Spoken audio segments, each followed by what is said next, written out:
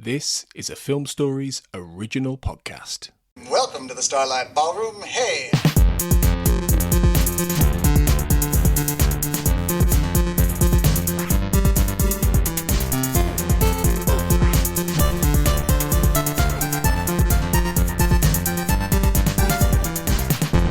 Hello everyone and welcome to Shipwrecked and Comatose, the Red Dwarf podcast. And my name is Kurt North, and joining me to talk about Red Dwarf 10 this week is my co-host, Mr. Mark Adams. Mark, how you doing? I'm all right. I like talking about Red Dwarf. We do it occasionally on this podcast. Well, this is behind the scenes, as people will already know. This is the final block, which means, do you know what that means? New co-host. Not new co-host. Well, yes, a new co-host, but it also means that you can watch Red Dwarf 11. Oh. How good's that? Are we watching it together again, or are we Absolutely fucking that idea off? Oh. So I can't watch it tonight while you're all asleep? No, we've got to watch it sad. together. Joining me and Mark is Mr. Carl Bryan. Hello, Kurt. Hello, Mark. Carl, you can watch Red Dwarf 11 tonight. Fuck off. Because you've seen it. You're all right. Yeah. But if I watch it, I'll have seen it too, and that'll mean I can watch it lots of times. Is that how it works? But we can't tell when you're going to be able to some reactions on it, do we? Sorry, Hey. mate. I'm sorry. No, you're not. But we get to talk about Red Dwarf 10. Carl, this is your first time on Red Dwarf 10 coverage. You've obviously watched it with us at the time. You've seen it before. You've rewatched it again. Up to this point, what do you think of Red Dwarf 10 up until this episode, Dear Dave? I really enjoy Red Dwarf 10. It's such a relief after Back to Earth because the jokes are there, the quality is there. Yeah, it is, as we'll get into behind the scenes, the budget wasn't there, but for what they did with the budget is phenomenal, to be honest, as we'll see in this episode and the other episode in this block. This, to me, is just a really good series. And I think it's a really good series, and I'll probably mention this a few times during this episode, because I reckon Doug had it in his head, this was it. They thought this was going to be it, and that's why this series is as good as it is. Mark, Dear Dave, what were your first reactions to it then, just before we get into the main episode? What were your first initial thoughts when you, if you think back to that time when we watched it all together and your subsequent watches, how do you feel about it?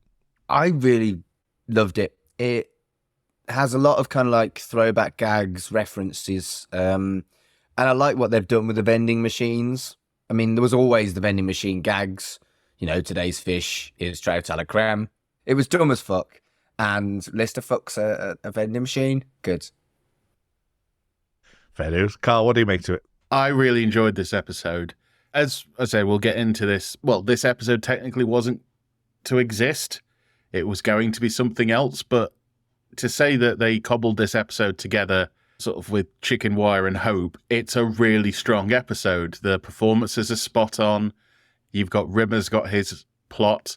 Lister's got his plot. Crichton's got a bit of his plot. And the cat doesn't really have a lot, but when he turns up, he does some good stuff. He does amazing stuff, but we'll get into that before anyone says anything about it. If that isn't Red Dwarf, then I don't know what is. The cat underutilized, but fucking great when he's on screen. Yeah, that's true. That's true. What I do like about it, as I say, it's cobbled together. I do think it's the weakest. I don't know if you would agree. Out of the 6 episodes, I think this is probably the weakest, but for obvious reasons, it has been thrown together. Mark, do you think it is the weakest episode of the 6? Oof, that's a tough question. Right, let's go through them. First one, you're going to have to remind me because I've only watched these once or twice. It's Trojan, Fathers and Sons. Then you've got Lemons. Entangled. It's hard to really rate them. I think Fathers and Sons and Lemons are probably my 2 favourites. But Entangled's great. Trojan's great. This is great. Maybe. I prefer this to Entangled. All right, okay. To be honest, I enjoy this, but I think the reason I enjoy this is in that way it is like old school dwarf in that they're sitting around dealing with stuff.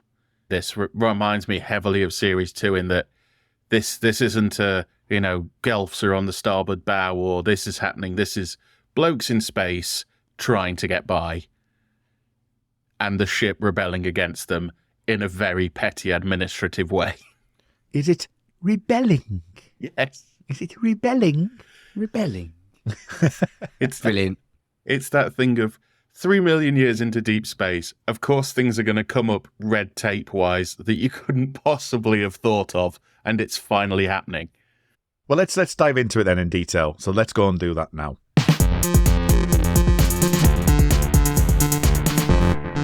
Crichton's having a good time mopping and cleaning. Lister's not feeling too good about himself and the human race, is he? I'll be honest, this did start weakly. I think the species and girls comparison thing is a bit lame. And I did worry for this episode the first time around. When Carl talks about how it was cobbled together from nothing, you can see how this was very much cobbled at the start. But it gets a lot better. It gets a lot better as we go along. But I think the opening scene is quite weak. Maybe this is the worst one because I don't feel like the others had weak opening scenes. The joke goes on too long. It's almost a kind of switch to me for the Lister and Crichton dynamic from Series 7, where Crichton wouldn't listen and his paranoias and anxieties took over, where Lister's just completely not listening because he's so depressed. This also was a scene that made me go, oh, the mask's not great this series, is it? It was one of the first times where I really noticed the nose and the chin. Why is it like that? It's not that it's Robert Llewellyn's nose has grown. It's a Wicked Witch of the West nose. It's a hooked nose. It's quite odd. And the chin's pointy as well. So it's, if he was painted green, he could jump on a broomstick and fly away. And there was just something I noticed. It was like, and yeah, it's an odd one, but I enjoyed the scene. But I kind of got taken out of it because in this series, it didn't really bother me. And I think I said this during the watch through. When the promo pictures came out for this series, I was like, oh, everyone looks a bit, they have got older, but they don't look great in the press photos. But in the series, it never bothered me until I saw Crichton's nose in this one. It didn't bother me, really. It looked like Crichton, perhaps, but it still looked like Crichton. It still looks like Crichton, but it just bewildered me a bit that they've been doing this for so long. And either they must have lost the recipe to do the mask, but it's just that it's those two bits in particular that I thought was odd. And if it was a sort of stylistic choice of, let's make him look slightly different, then giving him more of a sort of square chin and a grot bag's nose is a bit of a strange one, really. Ironically, the thing I actually really like about this scene is Crichton's reactions when he's like, think about them again, sir. Oh. Yeah, but you're a massive Crichton mark. He does say flibbity gibbet, which is a great word. It is. He is trying his best, though, Crichton, to cheer him up. He is trying his best. Lister's obviously going through this existential crisis, so we get through that, and then Lister has that nothing compares to them, which is a bit weak, but but legally distinct, Kurt. Legally distinct. Legally distinct. Rest in peace, Sinead O'Connor. Yes. We love Sinead O'Connor. Fucking trailblazer and pioneer and wonderful. Fuck you, anarchist. She was great.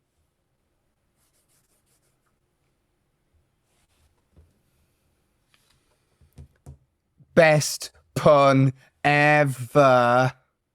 Venderbar. It's like Wonderbar, but it's a chucky machine. And I was like, yes, that's my kind of humour. I would absolutely buy chocolate from Venderbar, even if she wasn't sassy like this one. I watch you when you went through the crack in your door. The things you do are so funny. I love her. I genuinely liked all of the vending machines. There was the ones in the previous episode where they were talking about Chinese whispers. You said you'd never use that term again, sir. You failed. Yeah, but it was contextualized. Okay, You're that's right, fine. I did. Okay. But I'd forgotten what the good term is. So somebody said it. Somebody said it at uni the other day, and I was like, I can't remember what the other term is. I want to know what the other term is. But anyway, it's fine. Yeah. We try our hardest, but nobody's fucking perfect. But anyway, I really want more of these. I want vending machine action in series 11 and 12 because this is an addition that I've really, really enjoyed. They're just these fun little characters that can come in and out, and you understand why they come in and out because obviously they're stuck to the floor. Well, not quite. Vendor bar spoilers. Vendor bar. I like her. I definitely want to see her, but I do want to see more vending machine action in. I don't series know, 11 as well. Dave. I just love the way she talks. She sounds very similar to the girl who was in Entangled. And I mean, we're moving ahead, but hot drinks is her accent. I was like, "Whoa, Are you hello, eating on hot me? drinks." I didn't know. You touched my logo. My logo. I mean, I was like, I would touch your fucking logo, and I'm betting to the 9 bob note, love. You eating on me? Oh, they great. are. They are Same most, brilliant. actress as well, isn't it? Both machines, same actress. Is it? Yeah. Brilliant. ah, dear. But yeah, I mean, as I say, it's like I watch you. It's just brilliant. And what do you think generally? And if we're just talking about the dispensers, just about the way the Existential Crisis 4 Lister is the way that it's classic comedy, isn't it? So you do get those moments in a lot of comedy shows where, you know, they'll allude to something which is kind of like recognizable as such. And that's what they do Red Dwarf here, where, you know, it is like them having a bit of a lover's tiff. So that is interesting. What did you make to the lover's tiff, Mark? It works in a really sitcom-y way, and it does sometimes feel like Red Dwarf is either science fiction or comedy. And they seem to have like very strong sitcom episodes and very strong sci-fi episodes. If they've got, for example, they might have a high sci-fi concept rather than whatever. But this is just pure kind of comedy of errors sitcom, and I'm all for it. It's very Good Life, isn't it? Yeah, Mark knows what I mean. There's sort of the comedy of errors thing of they're talking about this jump up, he's going to make a nice pie, but the wife thinks he's going to cook the dog. You know, just something like that. Yeah, I really enjoyed it because it's simple. It's simple, but when written well, it's effective. Also, it's that thing of, like I say, like in series 2, where you sort of, you know, he's been in 3 million years, deep space, you know, it's been a while. Why not bang a vending machine? Rimmer is currently facing a dilemma because the letters he's been sending, which and they've asked me, sir, to stop writing them, which was a bit signposted, to be fair. He kind of knew that was coming, but that's a classic Red Dwarfism, I think. And his recommendation to, like, sort of, you know, to him, and he's always trying to, like, sort of push that boundary, isn't he? He is. My favourite thing about this scene is the fact he's warming up for his Sabutio tournament. Three years in a row he's been doing this Sabutio tournament, and I'm guessing he's playing against the Scutters, but he's lost. And not in the final, it's in the quarterfinals. So he's been going out 2 rounds before the end to the Scutters. So I was going to be a pedant about this. I assumed it was the 4 crew members. And if there's only 4 people playing, you don't need quarterfinals. You need 8 players for a quarterfinal. I was like, has he lost playing himself or something? So what we're saying is he's lost at the quarterfinal stage, but there's been 4 Scutters and them. And the quarterfinal stage is actually the first round that he's lost. Yeah, he in the same way that he refers to, like, a loser of something as leader of the runners up, him going out in the quarterfinals statistically is him going out first round. Yeah, every year. I do like that he's been sending the letters, and then he's getting the running at risk of demotion because he's not reported to duty because he's been dead. I've been dead after that. Yeah, it's the thing of, again, Rimmer hasn't really done anything wrong. It's not, well, technically it is his fault he's dead because he did the drive plate, but that Has he doesn't filled the mean accident that, report forms in, though? That's the question. True. Yes, that is true, actually. It's just the thing of the ship being as base insane as the rest of them by going, well, we'll have to demote you because you've not turned up for duty. And it doesn't matter. They're 3 million years in deep space. Everyone else is presumably dead. Who cares if he gets pushed down to third technician, apart from Rimmer?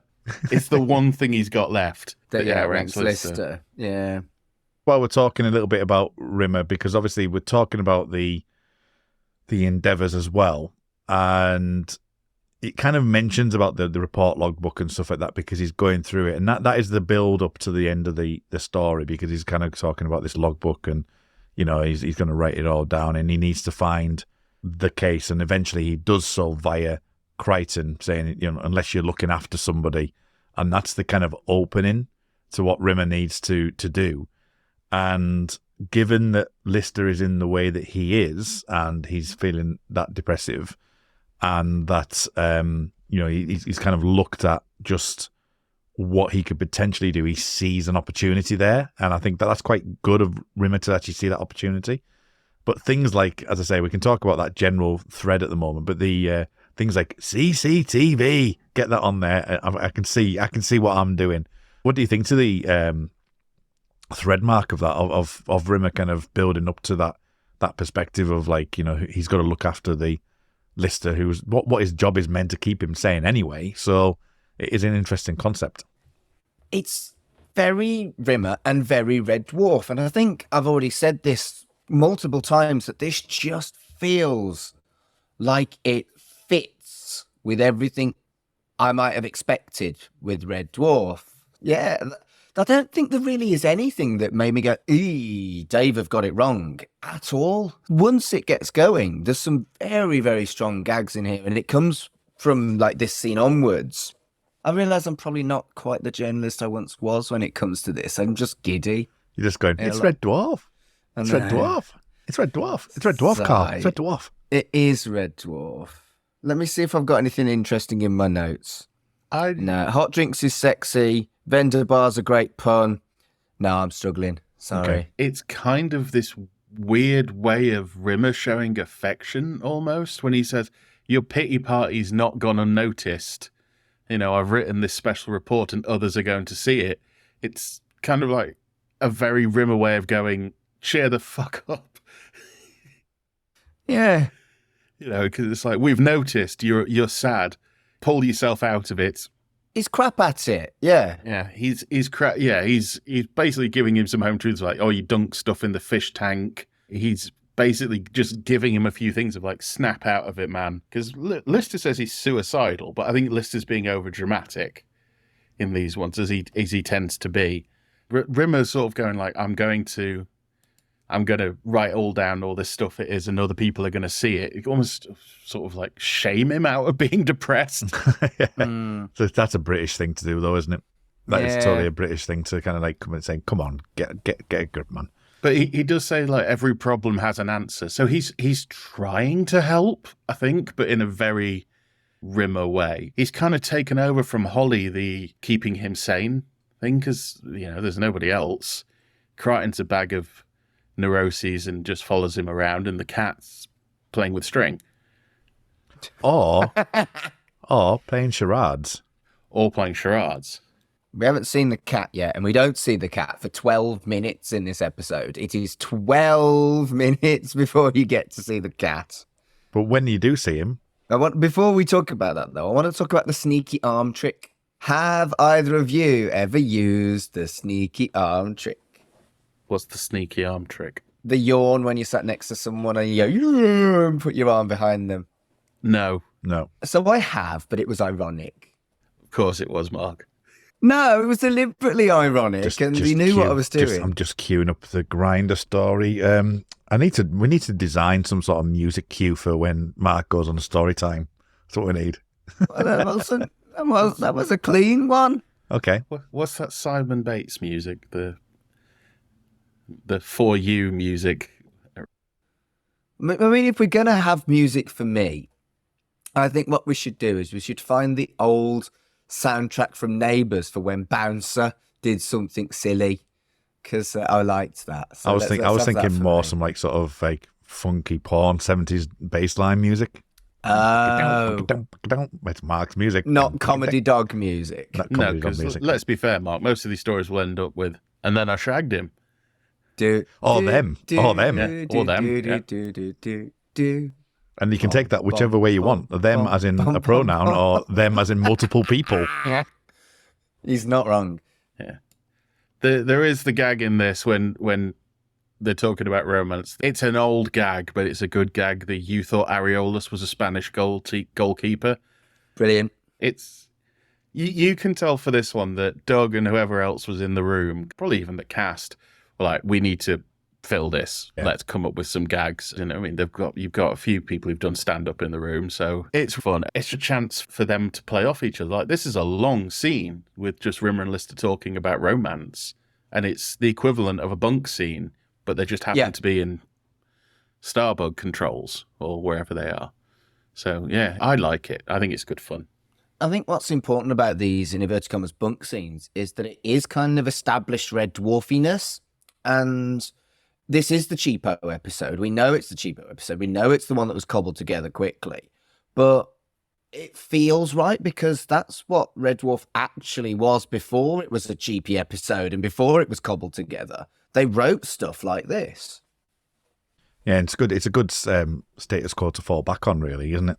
That they can actually pull something together. And it's a cheap status quo to fall back on when everything goes to shit and you run out of budget. I mean, effectively, my back screen, my screen at the moment on the Zoom, which is obviously the backdrop, is effectively what they did. You know, they basically put a Zoom call on and put a virtual background on of the recordings of the videos. That's what they did, just to keep it going because the sets were torn down. So the fact that they've had to do that and try and hide that fact, which I think they do a not a bad job of, to be fair, because when I didn't notice it the first time. I think a couple of times later I was like, oh, there's something not quite right. And then I learned what the situation was. It's not something that jumps out at you. And because of the, as you say, the kind of the kind of low risk kind of value of what they're doing, just being just the comedy between the characters is part of it. Shall we talk about the cat then and his charades, Mark? It's the first outfit I wasn't sure I wanted. Oh, okay. I want the netgear. But I don't know. The outfit was pushing it. Interesting, because you've been red hot on the other one so far. Nah. I mean, I don't think it looks great for the cat. It's just whether or not I want it for me. Okay. What do you make to the whole gang getting involved? Because as I say, it's another like kind of elongated scene, isn't it? It's kind of just playing a little bit. All right, we'll just try and do what sort of serious face. Okay, it's fun. Yeah. It is fun, and it is clearly filler. But oh man, is just the greatest gag of the episode. It's the greatest gag of the episode, and I don't know. It is worth the wait. Why you keep saying it's a dying death worm for? I like the thought that this is ideas that they would have had and just shot down for episodes, like zombies, a giant death worm, Kachansky's back, Rimmer's got a virus. You know, it's just. Well, it's good to point that you mentioned Kachansky, actually, because that has been right the way through this Red Dwarf 10, that they've actually keep going through that. And we know behind the scenes, after just talking about that with Mark last week, we were talking about the fact that her story arc was going to be quite a bit more significant than it actually turned out to be, which is interesting. And again, another name check for her. I mean, I know you can't tell me, but I'm pretty sure that I know if Kachansky returned in 11 or 12. I'm sure I'd have heard through the grapevine. And that's kind of sad. I think it would have been nice to have brought her back. It's interesting because the thing they kept saying was Kachansky's coming back. They weren't saying Chloe Annette's coming back. So it makes me wonder what they were planning. If it was going to be Chloe Annette, if it was going to be Claire Grogan, or if it was going to be somebody completely different. I wouldn't have been shocked purely from a budgetary standpoint, because they never said it was money that there was the problem. It was production issues. I wouldn't have been shocked if it was somebody else entirely, like a third Kachansky. I don't think that would have mattered. I mean, Chloe Annette's Kachansky is a different Kachansky anyway.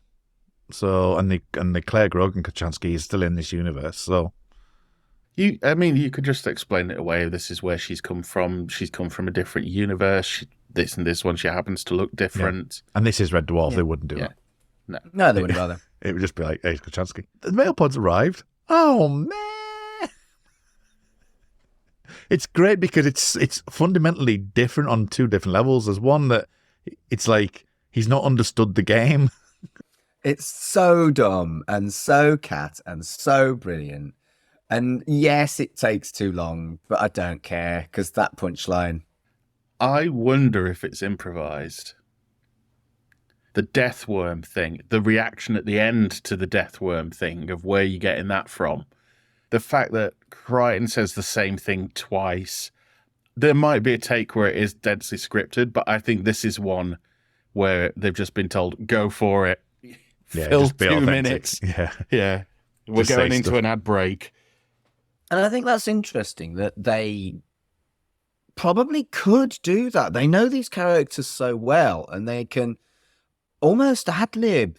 And yeah, that's remarkable, but they wouldn't have been able to do that in series 1. I mean, this is an episode that could have been, in the same way that Marooned could have been, you could have done this as a play. If there was a stage show, you could have done this episode. And as I said, you could do Marooned. It's 2 corridors and the drive room and the sleeping quarters and the front of the ship, but you don't necessarily have to use the front of the ship. So you could very easily have done this. I'm imagining the stage now, just have a vending machine on each side and then they light up when they go to those bits. And they'd probably have to get 2 actors just so you don't get mixed up between the main accent and the hello accent that she's doing for the other one. Vendor bar and hot drinks. Yeah. You did my logo. Vendor bar. It's a pun. Vendor bar and hot drinks. My nicknames for Colin and Matt. Which one's which? Oh, Colin's hot drinks. Anyway, the mail pod has arrived. And this is a bit old school, isn't it? With them going through the mail and seeing like who wins. What wasn't it better than? Yes, it was better than Life, wasn't it? Where they were doing exactly the same thing, basically. Rimmer does win, but it's a parking fine, which is not the Norweb thing, but it's a parking fine. But anyway, yes, Lister gets the Haley Summers letter, which is interesting because we've never heard of Haley Summers yet, and this is the first time we've heard of Haley. So could she be the girl that he did it in the bunker with on the golf course? No, didn't he say her name? Well, we know about Pete Trance's sister because that was the siren. Well, no, he was 12 when he was in the golf course, and by this one it sounds like they lived with each other. Okay, so it was later than both of those. And I do wonder if he got Haley's buttocks and squeezed them together to make a juicy giant peach. Oh, yeah. We all met each other the other day and you didn't squeeze my buttocks together to make one juicy giant peach. I'm not going to squeeze your buttocks together to make a juicy giant peach. There was only a dozen people there, Mark. It would have been fine. plus I wasn't there, so you've got to do it when I'm there. True, we've got to wait for Kurt. Yeah. It's a long way, and I was at work, and I sent you a video of me sitting in an empty office. It was great. Loved every minute of it. If you notice, Kurt, I'm holding my phone in the photograph of all of us that has a picture of you on it. I have. Yeah, I don't know where did you get that from? Was it my Your Facebook? Facebook page? Okay. I was like, that's a band picture. Where have you got that from? We met for Colin's birthday, and it was lovely, but was Kurt nice. decided he didn't like us enough to come. And well, you know, I've got the furthest to go and have work commitments, unfortunately. But yes, yeah, too much. It was too much for me to be able to do it. There's a bit in this I really love, which is, yes, they're sort of bickering and doing the like childish 1-0 to me. I've got this letter 1-0. When Lister gets one and he starts winding Rimmer up, I don't know whether this was a conscious thing, but Rimmer's smiling in that kind of matey way. And it does show, like, you know, after all this time that they do have a laugh from time to time. And it's again, it could just be the way that they've tried to play it, but I thought it was just a nice touch that Rimmer's like, yeah, you've got me, you know, and actually just enjoying it. Yeah, because the way he does it was like sort of, yes, 1-0, Rimsey. You know, he's like properly enjoying it. Yeah, I get there is a difference there. It did feel a little bit like, more so than any of the other episodes in this series, actually, that there was a real kind of, not explicitly so, but a kind of found family vibe. And, you know, I'm queer, so I'm more likely to engage with that kind of thing. Are you? What? I didn't realise you were queer, Mark. Oh, for fuck's sake. But what I'm saying is the found family vibes is something that is new, but works. They are a dysfunctional family. It's two brothers. They're dysfunctional sister of a droid. Yeah, definitely sister. And a cat. Yeah? The cat. Or baby brother. My cat is definitely family. Lister reads the letter. Well, Rimmer reads the letter, actually. Rimmer does read the letter. And it says, I bet she was a man. Bet she was a man. And then continues on to read the letter to say that she is indeed pregnant. The lead up to this I thought was quite odd. The real McCoy thing and the squidgy nose thing, yeah, I get. Because you're like, oh, this person did this and that reminds me of that. The real McCoy thing, that's not something I'd pick up from any of my previous relationships. Like, oh, they always used to say the real McCoy, anything like that. Because all it made me think of was crisps. Yeah, that's all it made me feel like saying, yeah. Maybe that's a Dave thing of like, look, if you can drop in a mention of the real McCoy, we can cater for the next series. Just crisps. Mark, what did you think to the scene then about the revelation? For her to be pregnant, how long was he on Red Dwarf? It doesn't feel like the... You know what I mean? It feels like there was too much time. It would have had to have been during the prequel, during Red Dwarf Titan. It's got to be in it. Well, I would say isn't it in the first series where he says he's been with the company 18 months? It could have been shore leave, couldn't it? Or it could have been anything. But yeah, I didn't overthink it because as a plot line, it was fun. I mean, he does wind up on Red Dwarf by accident. Essentially, he gets blasted and wakes up on Titan. I mean, I don't think it's ever established why he got so blasted, woke up on Titan. It could be because she dumped him. Because it's like he said, she's the only one he ever cared about that dumped him. It's the only girl I ever cared about who didn't dump me, but she took a job that she couldn't give up. So they just amicably separated. So that could have led on to, maybe this is all setting up Titan. We're going to meet Hayley Summers. It's definitely not setting up Titan because Doug would not have been talking. Oh, yeah. Yeah. Yeah, but it's, yeah, I don't think that'll be connected up. But it was Roy. Now, Hayley and Roy, and the fact that they mentioned she was a man. Oh, yeah. Coronation Street, yeah. Hayley and Roy. I've never watched Coronation Street in my entire life. Hayley used to be a man in Coronation Street when Craig Charles was part of that show, and Roy Cropper was in a relationship with her husband. Wasn't she the first? Was she the first sort of regular trans character in a British soap or something? I think it might have been. Yeah. And she was in it for years, and it was never played for. They had the initial thing of people finding out, and and then they live, learn, love, and share, and then she just becomes a character who happens to be trans. Wow, that's incredible! I had no idea. Yeah, she was in it for. I mean, it must be a good decade. Yeah. Hayley and Roy were kind of a long term. Not 4,000 episode Ken Barlow term, but no. Ken's gonna be there for another 4,000. That's the thing. We've found an immortal, and it's Will Roach, but Roach is in the name. Yeah, they did the initial I'm trans, and then people reacting badly, and then adjusting and accepting. I don't think it was ever really brought up again. No, because I think Roy took his time, like to kind of yes, because he was in love with her. Yeah. Fun story. My friend works, or she did work at the time, as a focus puller on the cameras for Emmerdale, and I might have told this story before. And she did their live episode. Oh, right, okay. Yeah, and I messaged her afterwards, about half an hour afterwards, like, "How are you?" And she was like, "I'm so knackered, it's unbelievable," because they were all so stressed, just like holding the camera, like, those are the days, weren't they? Because they're like, ER did it, yeah, A did it. I think it's the American ones. They do them twice, don't they, for East and West? Yeah. Really? Yeah. It was Roseanne, or the spin-off. They were doing one about the election, and they did it twice for East and West Coast. And I think one of them they didn't know the result, and one of them they did know the result. I think Lister, obviously, he's on a bit of an emotional roller coaster now with the fact that, Roy potentially is an issue. But Kat comes to speak to Lister, which I think is the funniest moment of this episode. It's been done before, and it's been done well before.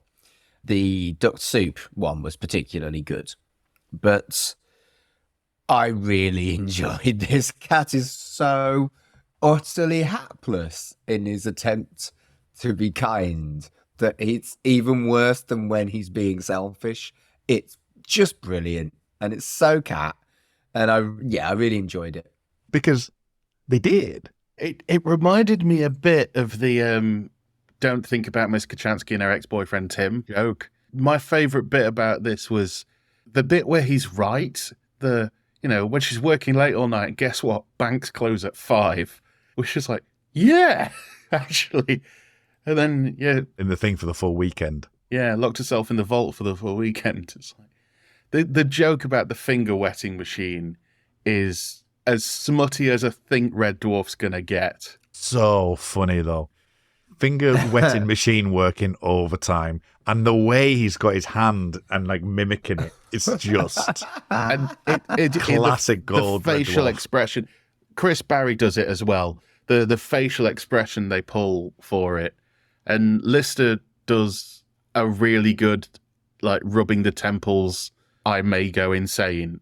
Craig Charles has got that, maybe just from life, has got the really good sort of oh God, it's all too much. This is the thing, it's quite good to have everybody back for these later series because everybody's grown as actors. You can say on the first couple of series that, Craig Charles was a poet.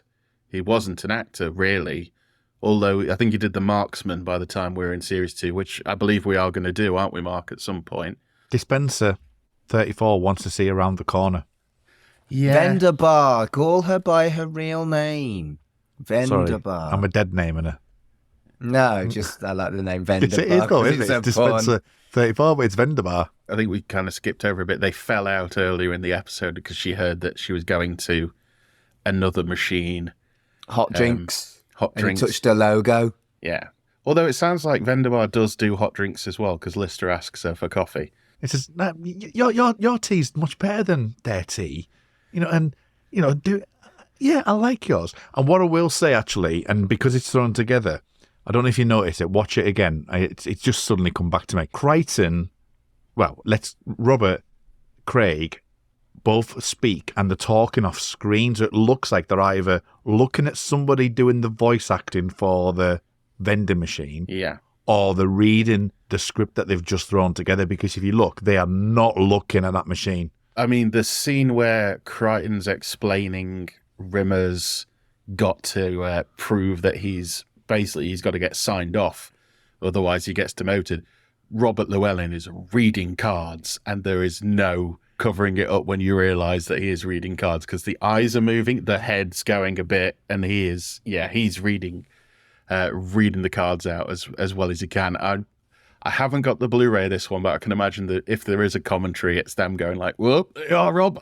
With that as well, in the scene in the bunks, because it is on blue screen or green screen, whichever one it is.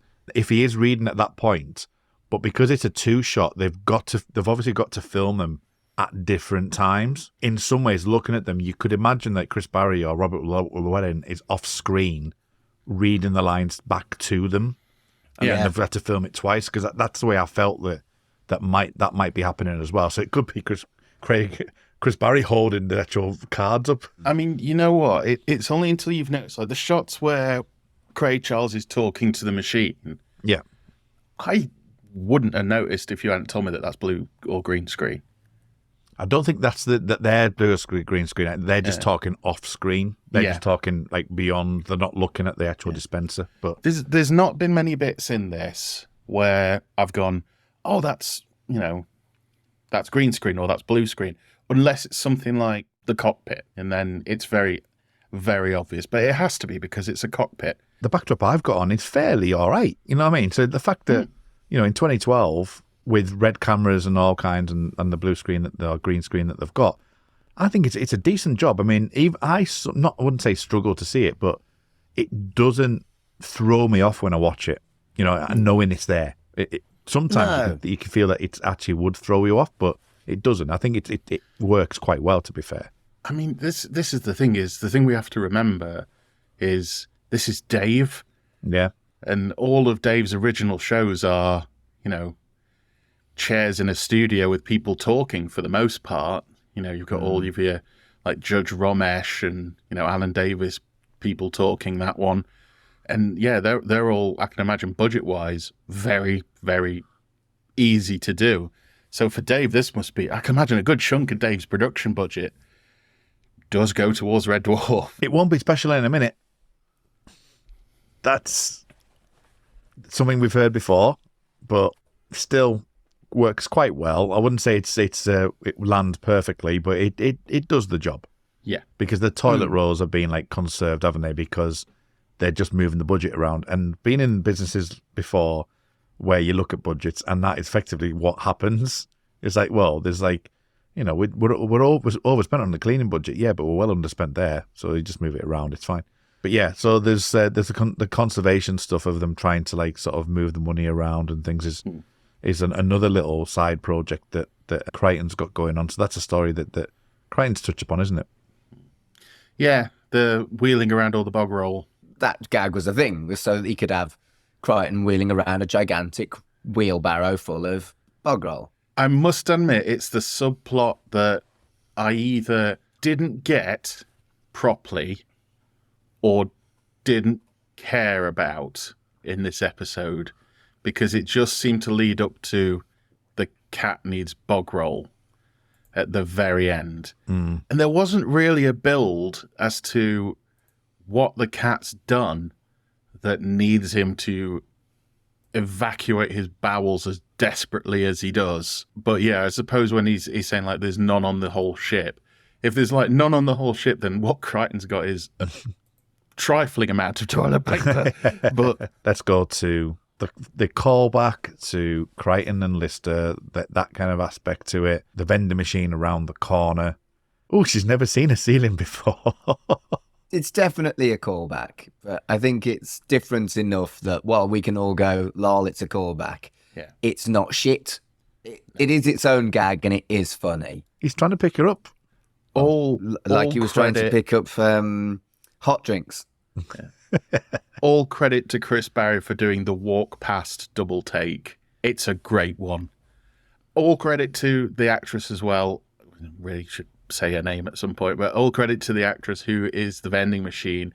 How the voice changes. It was like, and how it's the way she goes, "Oh, I knew you'd come around, you naughty boy." It's great. It's like, oh, she did want Dave to shag her.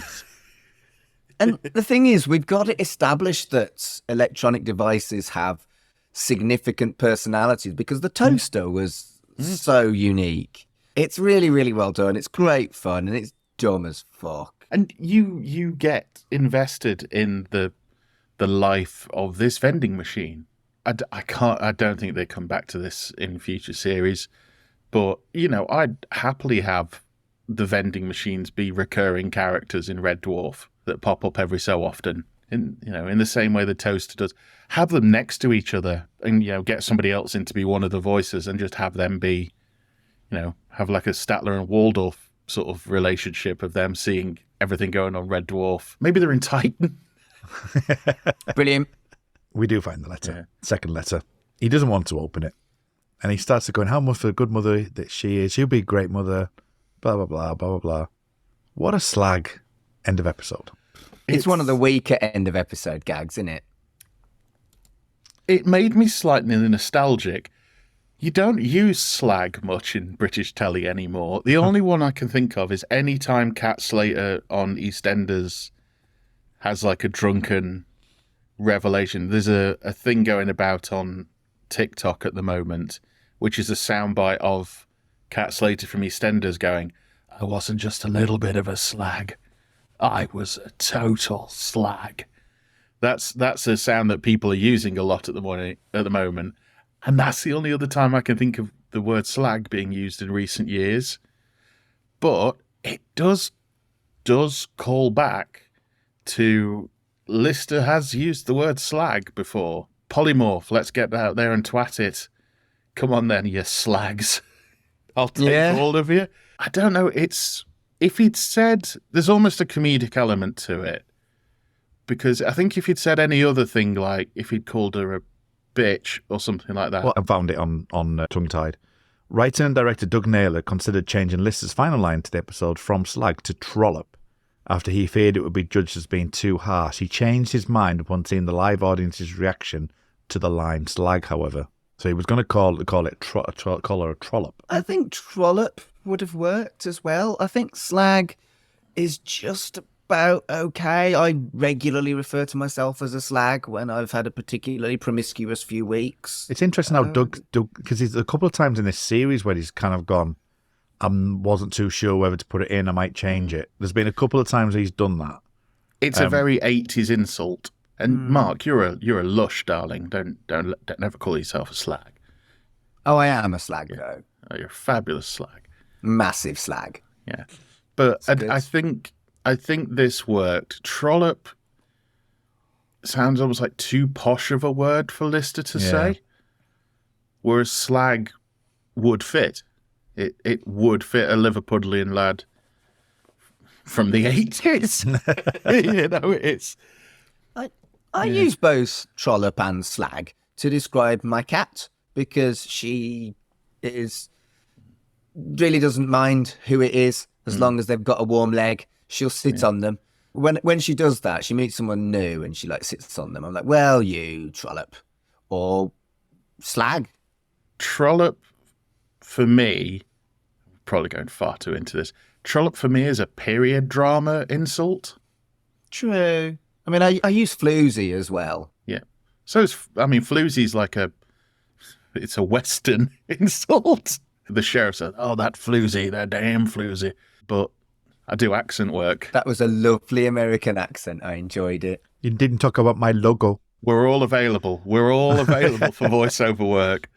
Excuse me, I have been a voice actor for like 3 lines on a actually quite popular podcast. Nah. I did a whole video game once and it got cancelled.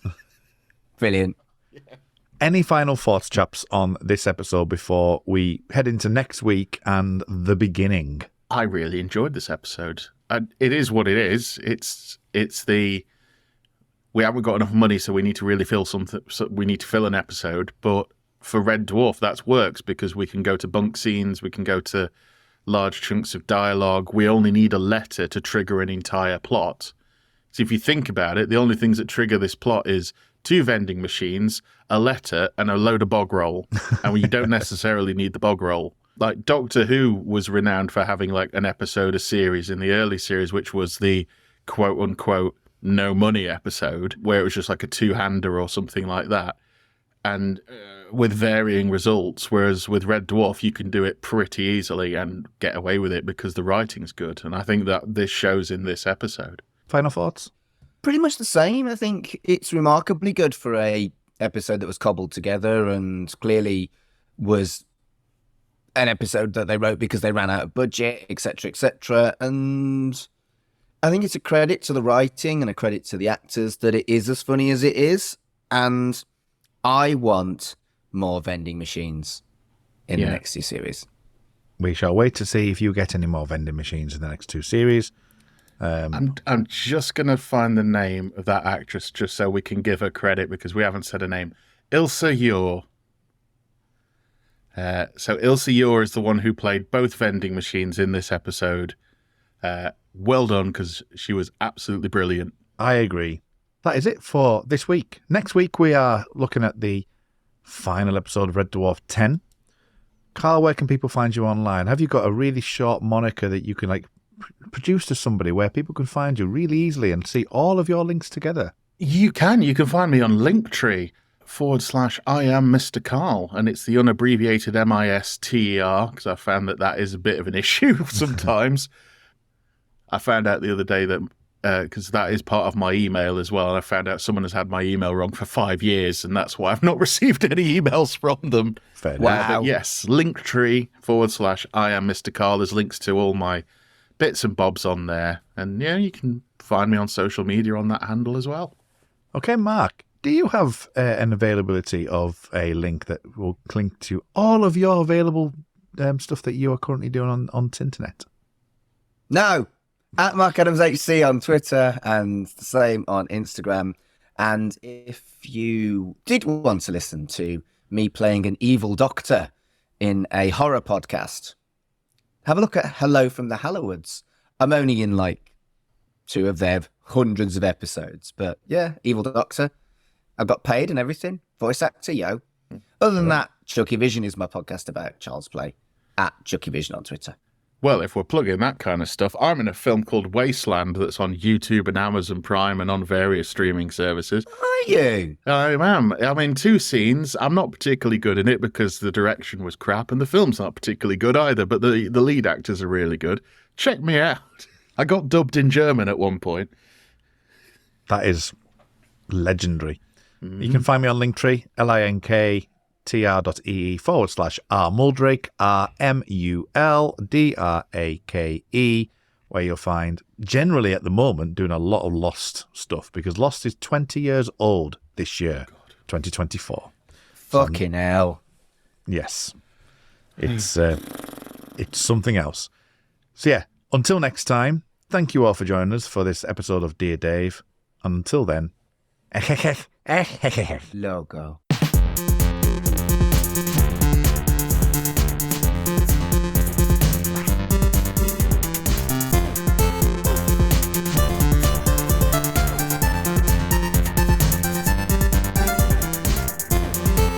Shipwrecked and Comatose, a Red Dwarf podcast, was created and produced by Mark Adams and Kurt North. You can find us on Twitter at Red Dwarf Pod, and we are part of the We Made This Podcast network, which can be found online at wemadethispod.com or on Twitter at We Made This Pod.